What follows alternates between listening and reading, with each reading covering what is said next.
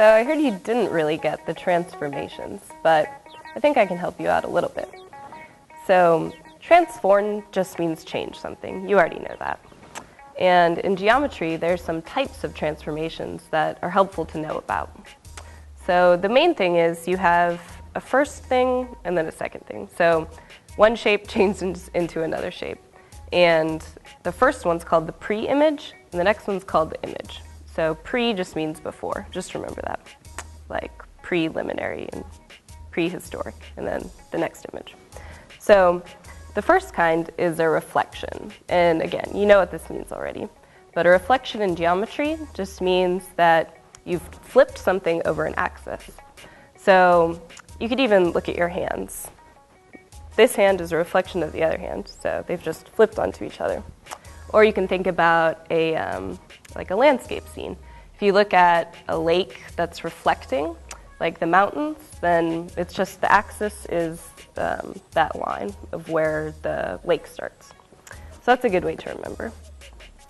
Another kind is called a rotation, and you know what that is too. But a rotation just means you're switching a shape onto a rotating axis, so like this. And another way to think about a rotation is two reflections, and that doesn't need to be confusing. All you need to know is that if you have one thing reflected onto another, and then it reflects again, it ends up being a rotation. So one reflection plus another reflection equals a rotation. That's a good way to remember that too. And one more type is called a translation. So this is just like a slide. So just like this, moving over here. That's a translation. Another way to think about a translation is, again, two reflections. But this time the reflections are in a straight line.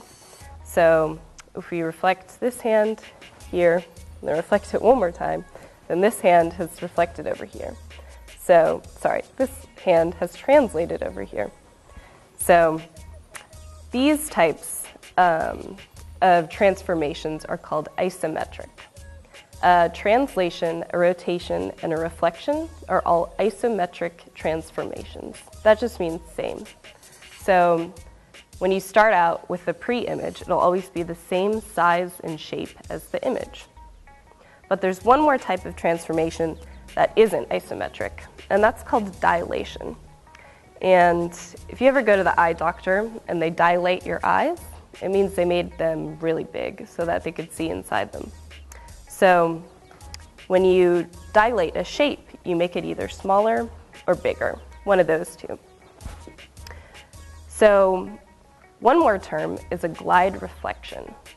And a glide reflection is exactly what it sounds like. It's just one reflection plus one translation.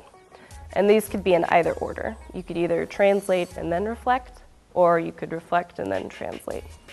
Either way. So transformations are helpful because we can know about something called a tessellation. And a tessellation is just a repeating shape. But only certain types of shapes can repeat in patterns that don't overlap. So if we had like a crazy star or something, it wouldn't tessellate because it's a weird shape. But if we have just like a square or a rectangle, it'll tessellate perfectly because they can overlap in any sort of pattern. So like, that's why we can have a brick wall or something, you know. They perfectly fit next to each other and on top of each other. But if you need to know what types of shapes can tessellate, we can remember by angle measure. So if all the angles of a shape equal 360 degrees, then they'll be able to tessellate. So sometimes you can look at a shape and figure it out, other times maybe you can't. So if you need to remember what types of shapes can, if all the angles that meet up equal 360, then you're in business. You can tessellate. So you know rectangles can, like in this picture. But then in the next one, we have two different shapes. We have squares and triangles. And you can see that all these angles together, the 90 plus 90 plus 60 plus 60 plus 60 equals 360 degrees.